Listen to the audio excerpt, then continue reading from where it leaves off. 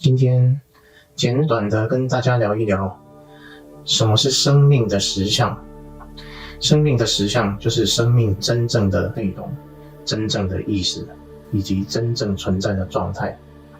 在佛学上，把生命的实相叫做空性。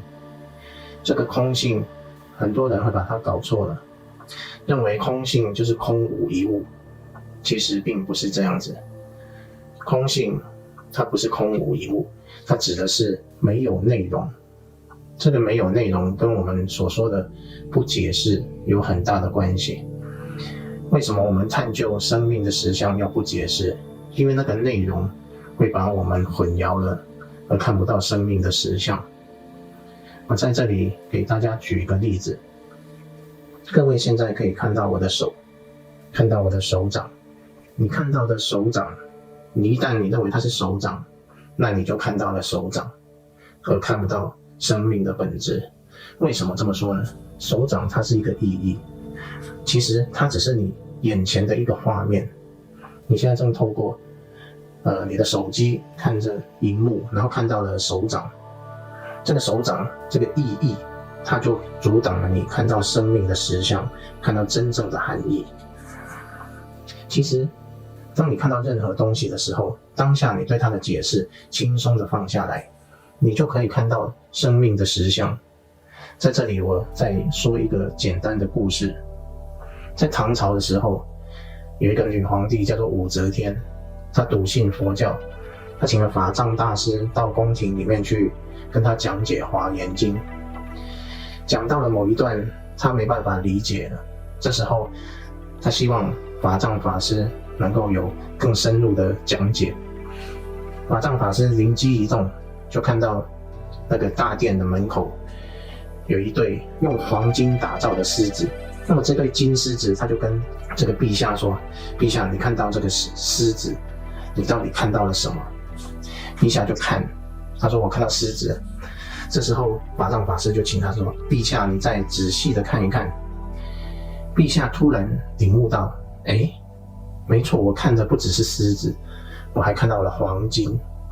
所以他就跟法藏法师说，我既看到了黄金，也看到了狮子。这个例子各位想想看，今天你看到的是我的手掌，我的手掌如果用黄金打造，那就变黄金手掌。任何东西用黄金去打造，那么它就变成那个东西。黄金打造的兔子，它就变成兔子；黄金打造的狮子，它就变成狮子；黄金打造的项链，它就变成项链。所有东西都是黄金打造的，然后它都变成了那个东西。这个就跟我们的生命的实相一模一样。各位看到的手掌，就像看到了黄金打造的东西是一模一样。它的本质并不是这个手掌，而是那个黄金。黄金代表什么？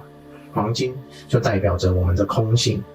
也就是说，我们在这个世界上，你看到了所有的现象，你看到了墨子，你看到了手掌，你看到了手机，你看到了画面，不管你看到什么，它实际上全部都是由空性所形成的，而并非你所看到的那个东西。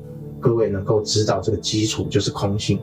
整个宇宙，整个你所见到的一切，在你生命中能接触的、听到的、看到的所有的一切，全部都是由你本身的空性所显化的。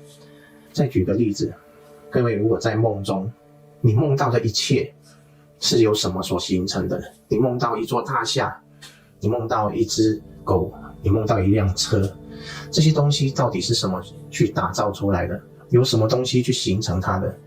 你会说这是我梦境所投射形成的。那么你的梦境到底是什么？你整个梦境到底是什么？就是你的意识本身。其实我们现在活的世界就是一个梦境，所以我们所有的一切都是投射出来的。什么东西投射出来的？意识所投射出来的，也就是所谓的空性。所以这个空性并不是空无所有，什么都没有叫做空性，而是它遍满一切，整个所有的一切都是空性所投射的，它就是空性的本身。所以当你看到我的手掌，你不解释它是手掌的时候，你会知道什么？你知道你正在觉察着。它就像镜子一样，反映出你的觉察。你因为看到手掌而知道你正觉察着，你因为看到了墨子，所以你知道你正在觉察着。但是你解释了墨子，那你就看到了墨子。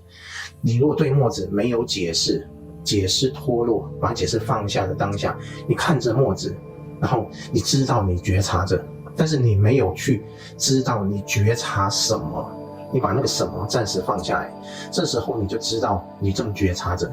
墨子就像一面镜子一样，让你知道你正觉察着，你正觉察着等于你正存在着，觉察就等于存在，就等于空性。所以你见到万事万物的那一刹那，你把你的解释轻松的放下来，这时候万事万物就像镜子一样，让你看到了你的觉察。所以所有的现象都是你的觉察的本身，所有的现象都是空性，所有的现象都是生命的本质。这样子你就能够直接穿透看到生命的本质。今天这个简单的直指，不知道各位有没有一点点感受？要把你的眼界直接穿透契入这样的一个视角，让你的生命能够契入生命的本质。